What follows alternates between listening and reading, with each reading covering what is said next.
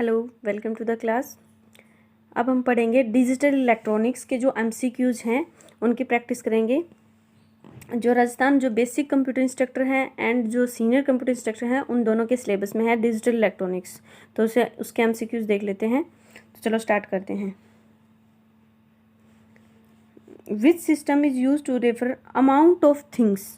कौन सा system amount of things के लिए यूज किया जाता है? तो आपके पास ऑप्शन है number system, number words, number symbol and all of these. तो यानी हाँ, नंबर सिस्टम, डिजिटल इलेक्ट्रॉनिक्स में जो नंबर सिस्टम है वो अमाउंट ऑफ थिंग्स के लिए यूज किया जाता है। Second, number system define a set of value that is use to represent. Number किसके लिए यूज किया जाता है? क्वालिटी और वैल्यू के लिए यूज नहीं किया जाता, यानी क्वांटिटी के लिए यूज किया जाता है। Third is bit at position 0 is usually refer to as local bit, least significant bit, most significant and least significant bind, यानी LSB, लिस्ट सिग्निफिकेंट बिट। वो किस तरीके से होती है? देखो, ये हमारा नंबर है, कोई भी बाइनरी 01 011, तो इसको तो हम LSB बोलते हैं और इस वाली बिट को हम क्या बोलते हैं? MSB बोलते हैं। यानी ये लिस्ट सिग्निफिकेंट है हमारी, ये मोस्ट सिग्निफिकेंट। जो लेफ्ट हैंड साइड वाली होती हैं वो लिस्ट सिग्निफिकेंट और ये मोस्ट सिग्निफिकेंट बिट होती है। In which system each digit has a weight corresponding to its position, यानी कि कौन से नंबर सिस्टम में डिजिट्स में has weight corresponding to its position. तो देखो, बाइनरी, ऑक्टल एंड डेसिमल, तो सभी में, या हेक्साडेसिमल होता है यहाँ पे, तो सभी में क्या होता है? वेट का उनके अकॉर्डिंग ही पोजीशन पे होता है। जैसे कि बाइनरी को हम क्या लिखते हैं? यहाँ पे बेस हमारा 2 होगा, हेक्साडेसिमल में 16 होगा, ऑक्टल में 8 होगा, 10 होगा। तो all of these is the answer of this question. Fifth is the if we replace each on switch with 1 and each off with 0 then we get a number system called binary number। क्योंकि binary में क्या होते हैं? 0 या 1, 2 number system होते हैं binary में। Sixth हमारा क्या है फिर? Two's complement representation of into binary number, two's complement representation of 539, यानी ये 10 है तो यानी कौन सा नंबर है? ये डेसिमल नंबर है। अगर डेसिमल नंबर सिस्टम की कन्वर्जन नहीं आती है तो यहाँ पे एक नंबर सिस्टम की प्लेलिस्ट है, उसमें आप चेक कर सकते हो।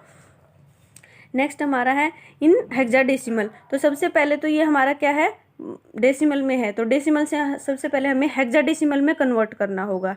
हेक्साडेसिमल से फिर हम उसका क्या बनाएंगे? Two's complement. तो वो कैसे क्रिएट करते हैं? चलो करते हैं।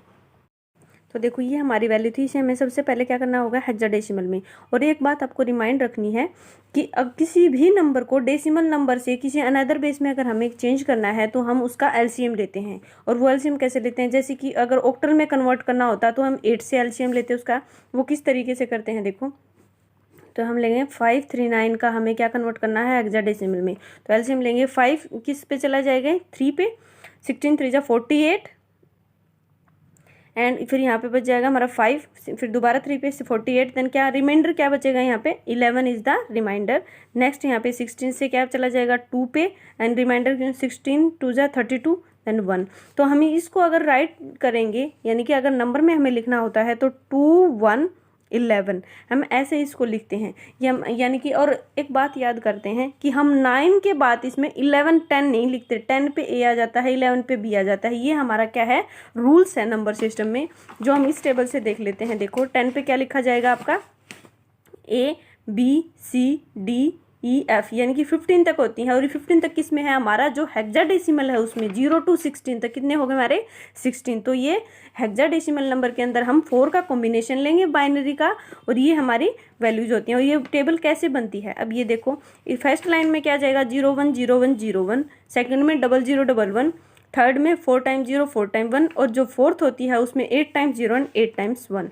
ये और 0 से 15 तक हमारी नंबरिंग होती है।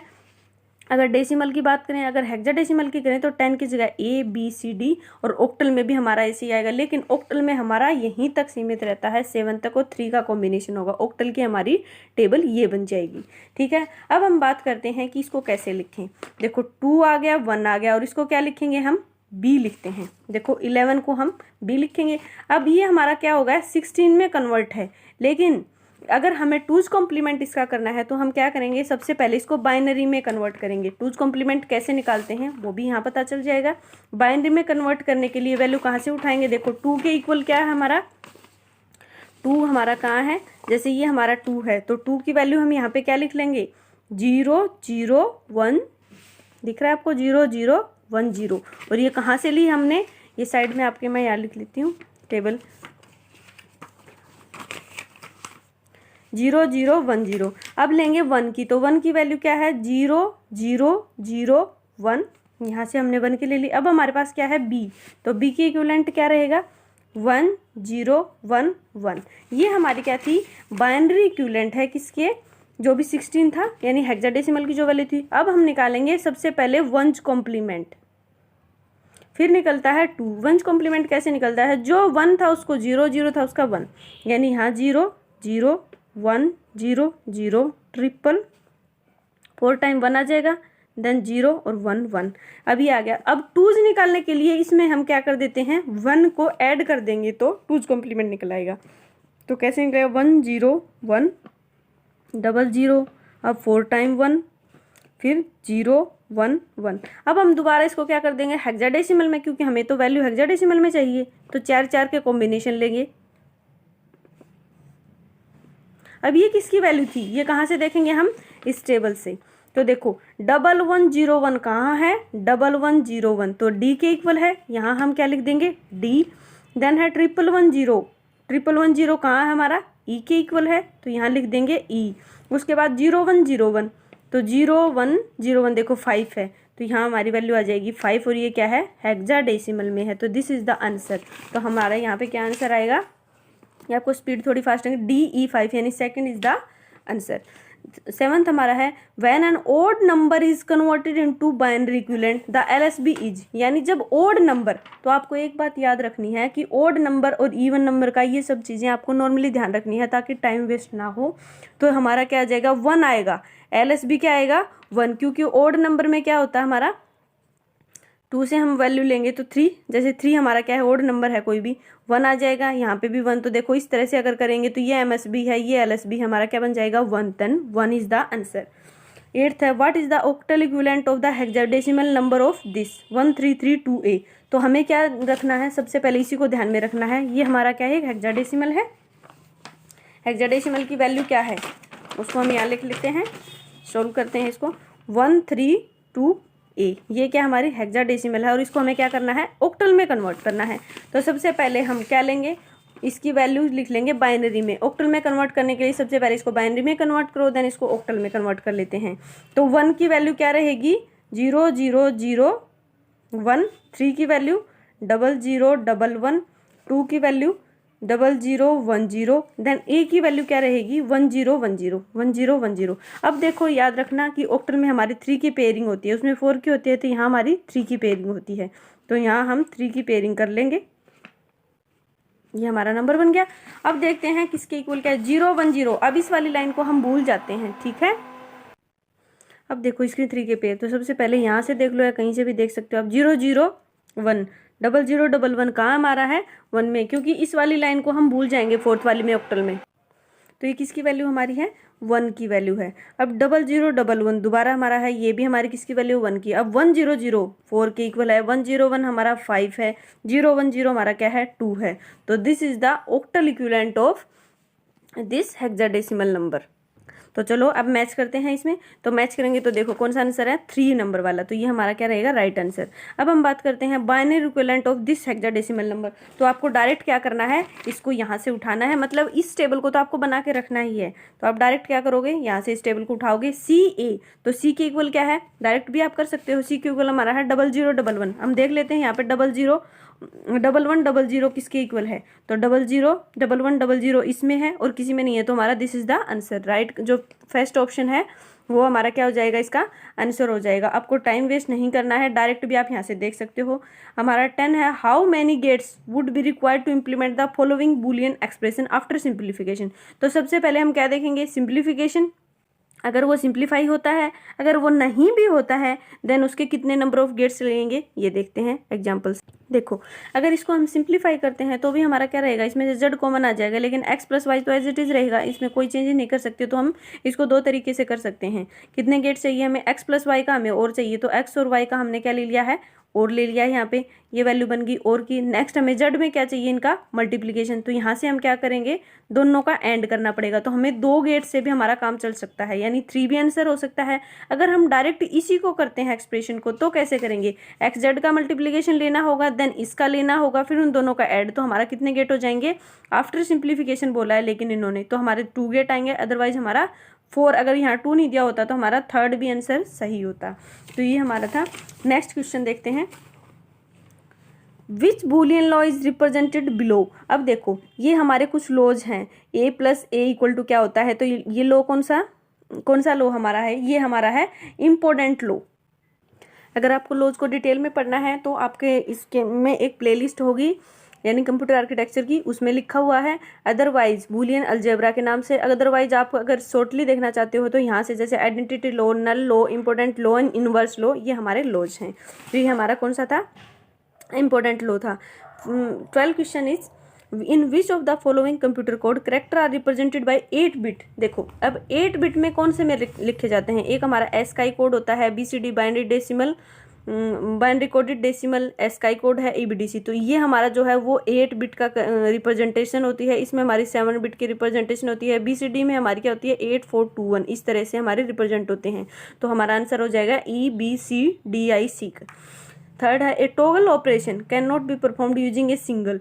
टॉगल ऑपरेशन किस तरीके से नहीं हो सकता, यानी कौन से सिंगल से गेट से हमारा टॉगल ऑपरेशन नहीं होगा, तो ये हमारा होगा एंड गेट। एंड गेट में हमारा टॉगल ऑपरेशन नहीं होता। टॉगलिंग होती क्या है, 0 से 1, 1 से 0, ये हमारा क्या होता है, टॉगल होता है। तो एंड गेट ऐसा गेट है जिसमें टॉगलिंग नहीं होती। Which of the following gate is called coincidence detector. तो यहाँ पे हमें देखना पड़ेगा कौन सा गेट है जो कोइंसिडेंस, तो एक्स नॉर गेट जो हमारा है वो क्या होता है, कोइंसिडेंस, या फिर इसको हम एब्सोल्यूट, या फिर इसको हम एक इक्विवेलेंस डिटेक्टर भी बोलते हैं। तो अगर आपका इक्विवेलेंस डिटेक्टर आ जाता है या कोइंसिडेंस आ जाता है तो आप एक्स नोर करोगे। इसी तरीके से आपका एक एग्जाम्पल यहाँ पे और आ जाता है कि एक नैंड गेट है, कैसा गेट है, नैंड और नोर गेट हैं, उनको यूनिवर्सल गेट भी हम बोल सकते हैं। वो क्यों बोलते हैं, क्योंकि उनको हम यूज करके कोई भी डिजिटल सर्किट को डिजाइन कर सकते हैं।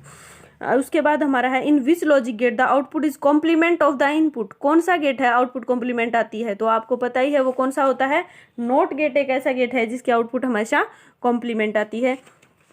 विच method of to represent has 2 representation of 0। देखो यहाँ पे है कौन सा मेथड है जिसमें रिप्रेजेंटेशन क्या होगी, 0 की 2 रिप्रेजेंटेशन हो सकती हैं। तो ये साइन मैग्नीट्यूड होता है। जैसे साइन मैग्नीट्यूड में क्या आ जाएगा, प्लस साइन माइनस साइन, इस तरह से साइन मैग्नीट्यूड होते हैं। तो हमारा साइन मैग्नीट्यूड है जिसमें 2 रिप्रेजेंटेशन होती हैं 0 के लिए।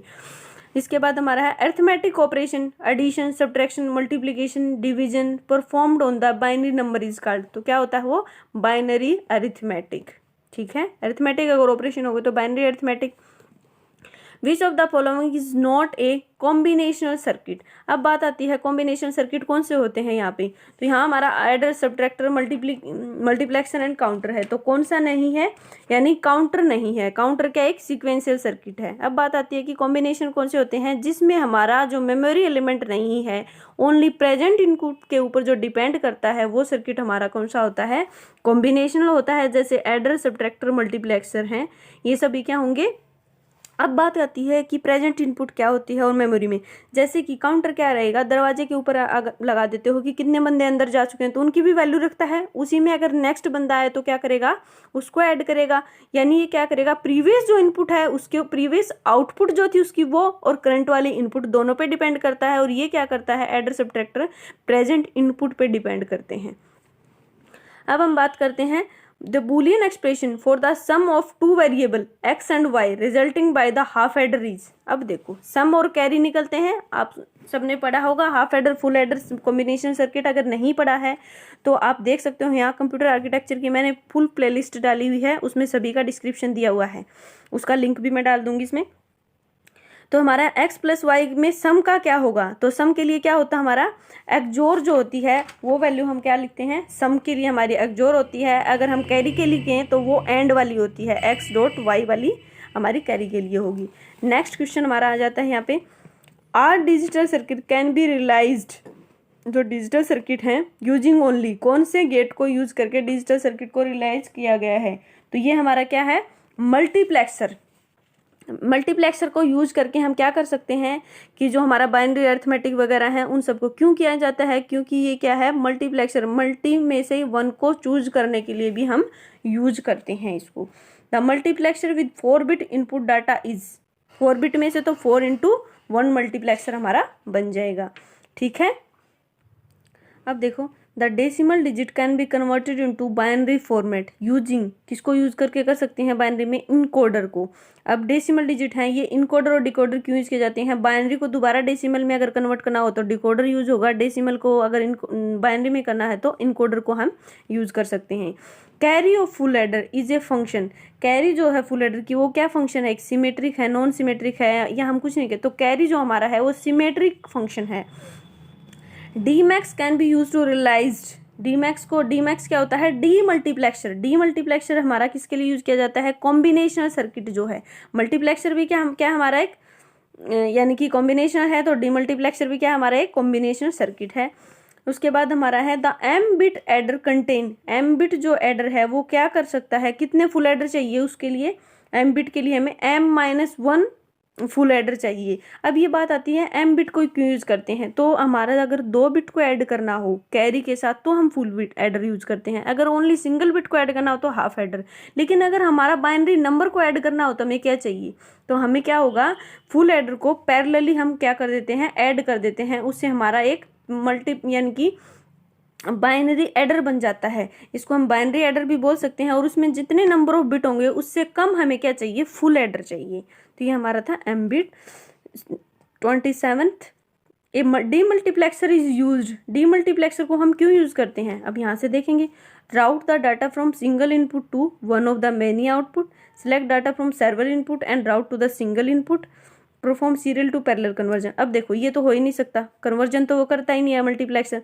अब बात आती है मल्टीप्लेक्सर डीमल्टीप्लेक्सर की, तो मल्टीप्लेक्सर यानी चूज करने के लिए यूज किया जाता है, तो ये दोबारा सिग्नल को स्प्रेड करने के लिए यूज किया जाता है। तो route the data from single input to the many, यानी फर्स्ट इज द आंसर।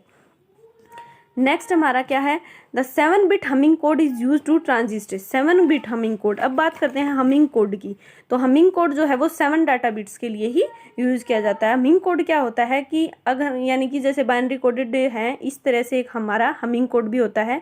उसमें हम क्या करते हैं, अगर 7-4 दिया हुआ है, अगर बात ये आ जाती है हमारी, तो 7 बिट का तो वो कोड है, लेकिन उसमें से हमारी क्या होती है, 4 बिट में तो डाटा होता है हमारा, यानी कि 7 डाटा बिट्स ही होंगी, लेकिन उसमें जब 4 बिट हैं वो तो हमारी क्या होंगी, ओरिजिनल होंगी, और तो 3 बिट हैं वो एरर डिटेक्शन और करेक्शन के लिए हमारी यूज की जाती है। हमारा हमिंग कोड होता है। Which of the following code is known as 8421 code, तो मैं पहले भी बता चुकी हूँ ये कौन सा होता है, BCD कोड होता है हमारा। उसके बाद है the clock signal are use in sequential logic circuit, तो सिक्वेंशियल लॉजिक सर्किट में कौन से क्लॉक सिग्नल हमारे यूज किए जाते हैं, to tell the time of the day, no, to tell how much time was elapsed, no, to carry signal, no, to synchronize event in various part of, yes, ये various part of system में इन events कौन कौन सी event हमारे चल रहे हैं उनको synchronization के लिए यूज किया जाता है क्लॉक सिग्नल में, और किस में यूज किया जाता है, सिक्वेंशियल लॉजिक सर्किट में। तो आज हमने 30 क्वेश्चन किए हैं, नेक्स्ट वीडियो में हम 30 और क्वेश्चन करेंगे, या फिर इससे ज़्यादा भी कर सकते हैं। अगर आपको वीडियो पसंद आए तो लाइक ज़रूर करना।